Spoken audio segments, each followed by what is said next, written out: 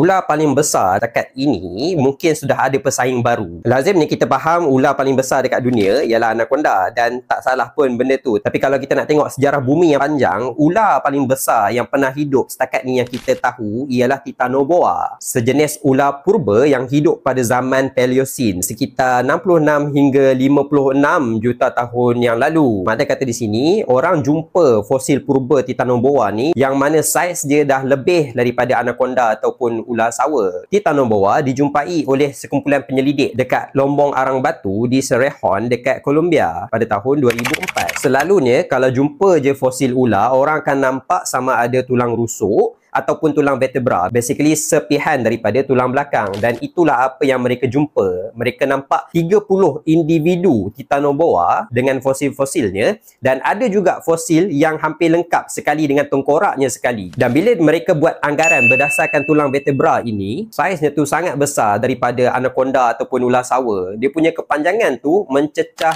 13 meter, manakala beratnya pula dianggarkan sekitar 1135 kilogram. Dah 1.1 tan, lebih kurang berat badak sumbu. Kalau kita nak buat perbandingan, anaconda yang paling besar pun lebih kurang 230 kg je berat dia. Panjang pun 9 meter, tak sampai 12 meter. Tu baru panjang dengan berat. Dia punya ukur lilit badan tu sekitar 91 cm.